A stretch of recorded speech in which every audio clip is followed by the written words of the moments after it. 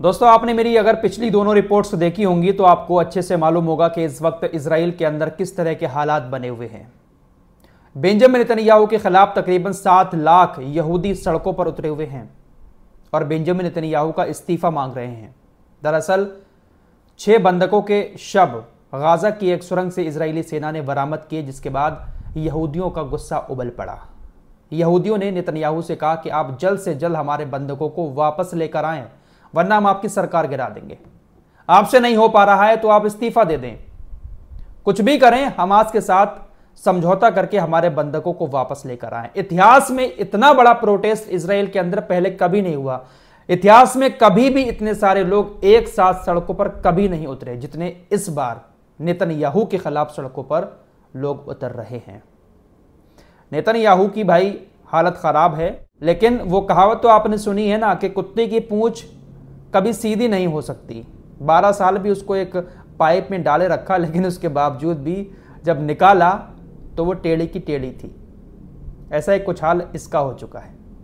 Netanyahu और इसका जो वित्त मंत्री है, फाइनेंस मिनिस्टर, बहुत कट्टरपंथी है फाइनेंस मिनिस्टर भी, ये दोनों कोर्ट पहुंच गए हैं।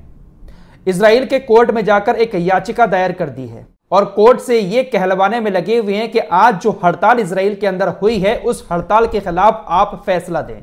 आपको लास्ट वीडियो में बता चुका हूं, जो सबसे बड़ा व्यापार संघ है इजराइल का, आज उसने पूरे इजराइल के अंदर हड़ताल कर दी। हाइफा बंदरगाह से भी खबर आ रही है, वहां के कर्मचारियों ने भी आज हड़ताल कर दी थी। बेन गुरियन हवाई अड्डा जो है वहां पर भी 2 घंटे की हड़ताल रही है। तो ये जो हड़ताल हुई है, इस हड़ताल के खिलाफ एक याचिका कोर्ट में दायर की है और कहा है कि इसके खिलाफ सुप्रीम कोर्ट फैसला सुनाए और ये कहे कि ये जो हड़ताल हुई है आज की, ये कोई व्यापारियों की और मजदूरों की हड़ताल नहीं है, व्यापारिक संघ की हड़ताल नहीं है, बल्कि ये एक राजनीतिक हड़ताल है। हमारे खिलाफ पूरे देश के अंदर लोगों को उकसाकर राजनीतिक हड़ताल करवाई जा रही है। विपक्षी पार्टियां इसका फायदा उठा रही हैं। तो इस तरह की कोशिशें कोर्ट में जाकर ये करने में लगा हुआ है। कैबिनेट की अभी इसने एक बैठक भी की थी, उस बैठक में इसने कहा हम हमास के साथ किसी तरह का कोई समझौता नहीं करेंगे, ना 42 दिन में फिलाडेल्फिया कॉरिडोर से हटेंगे और ना ही 42 साल में फिलाडेल्फिया कॉरिडोर से हटेंगे। हमारी सेना वहां पर तैनात रहेगी। योब गैलेंट जो डिफेंस मिनिस्टर है, उसने नेतन्याहू के इस फैसले की आलोचना एक बार फिर से की है कि नेतन्याहू गलत फैसला ले रहे हैं। फिलाडेल्फिया कॉरिडोर को जल्द से जल्द छोड़ देना चाहिए क्योंकि अब वहां पर कुछ बचा नहीं है। मोसाद के जो प्रमुख है उन्होंने भी यही कहा है कि नेतन्याहू को अब जल्द से जल्द फिलाडेल्फिया कॉरिडोर को छोड़कर वहां से आ जाना चाहिए। वहां पर अब किसी तरह के ऑपरेशन चलाने की जरूरत है ही नहीं। लेकिन नेतन्याहू अपनी सेना को वहां से नहीं हटा रहा है। हमास की यही शर्तें हैं कि फिलाडेल्फिया कॉरिडोर को छोड़ दो, हमारे बंधकों को जो सीनियर हैं उनको रिहा कर दो, हम सीजफायर के लिए राजी हैं।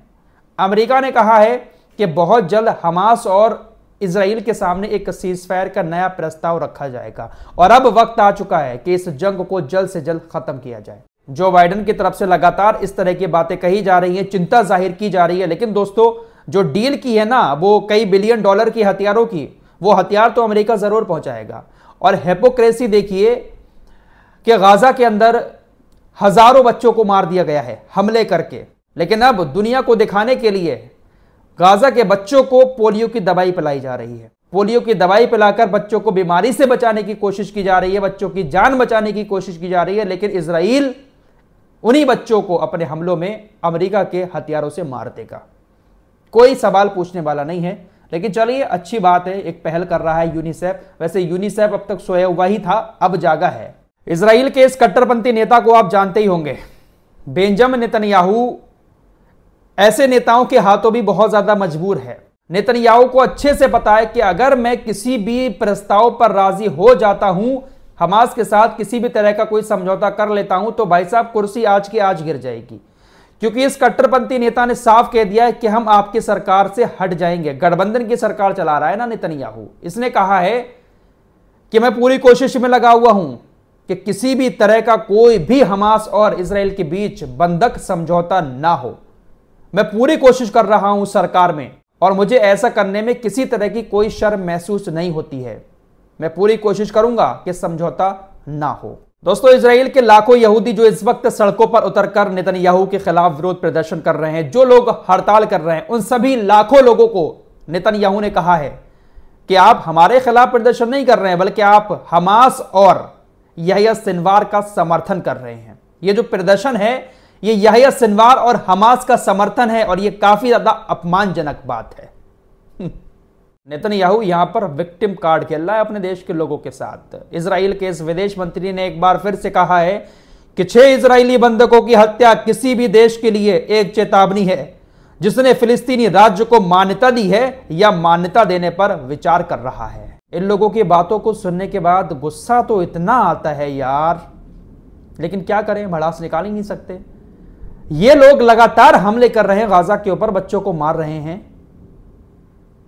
उसका कुछ नहीं है, वो एक जंग है, वो आतंकी हैं, जरा जरा से बच्चे आतंकी हैं। यह बात उन देशों से कह रहा है जिन देशों ने हाल ही में फिलिस्तीन को मान्यता दी है और मान्यता देने के बाद भी कर रहे हैं कि चेतावनी है, देखो 6 बंधकों को मार दिया है हमारे, और आप फिलिस्तीन को मान्यता देने की बात करते हैं। ऐसा मुंह करके ये बोलता है ऐसा। अभी कुछ देर पहले ही सेंट्रल गाजा में अल नुसीरत रिफ्यूजी कैंप पर हमला किया था इसराइल ने, वहां पर भी मौतें हुई हैं। आज ही गाजा के अंदर बशीर अल रईस स्कूल में काफी सारे गाजा के लोग शरण लिए हुए थे।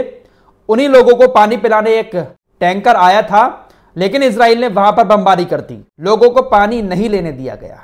यह कहां का इंसाफ है दोस्तों। जिन 6 बंधकों की मौत हुई है, हमास ने भी उनके फोटो जारी करते हुए कहा है कि बहुत जल्द इन 6 बंधकों का वीडियो हम दिखाने वाले हैं। हो सकता है कि जब तक मैं इस वीडियो को रिकॉर्ड कर रहा हूं हमास की तरफ से उस वीडियो को दिखा दिया गया हो। क्या कुछ दिखाएगा हमास, ये सस्पेंस बना हुआ है। कैसे हुई है इन बंधकों की मौत, हो सकता है कि हमास वो चीजें दिखाए।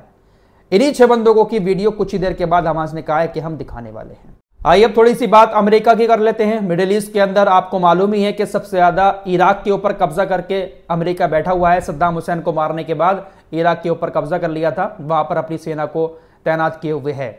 ISIS का भी बहुत ज्यादा डर दिखाया है अमेरिका ने, और ISIS का डर दिखाकर अपनी सेना को वहां पर भेज दिया। अब जो सरकार है वहां की, उसी के कहने पर वहां पर अमेरिका पहुंचा था, लेकिन अब इन्हीं सरकारों ने समझ लिया है कि अमेरिका का मकसद कुछ और ही है। अमेरिका हमारा तेल लेकर यहां से जाना चाहता है, और अमेरिका तेल निकालता भी है इराक से बहुत सारा। इराक के प्रधानमंत्री ने आज इराक के अंदर अमेरिका के विदेश मंत्री एंटनी ब्लिंकन से मुलाकात करते हुए कहा कि भाई साहब, अब यहां पर ISIS का कोई डर नहीं है, अब आप यहां से चाहें तो जा सकते हैं। ISIS अब यहां पर खत्म हो चुका है। दूर दराज पहाड़ियों में कहीं पर उसके लोग छिपे हुए हैं, लेकिन ISIS अब खत्म हो चुका है। तो अब इराक भी चाह रहा है कि ये लोग यहां से चले जाएं, क्योंकि अमेरिका तेल बहुत निकालता है, सबसे ज्यादा तेल वहां पर होता है, तेल बहुत निकालता है इराक का। तो रखा इन्हीं लोगों ने था, और अब ये लोग खुद ही अमेरिका से परेशान हो रहे हैं। फिलहाल इस रिपोर्ट में इतना ही। कुछ और खबरों के साथ जल्द हाजिर होऊंगा, तब तक के लिए अपना ख्याल रखिएगा। अल्लाह हाफिज।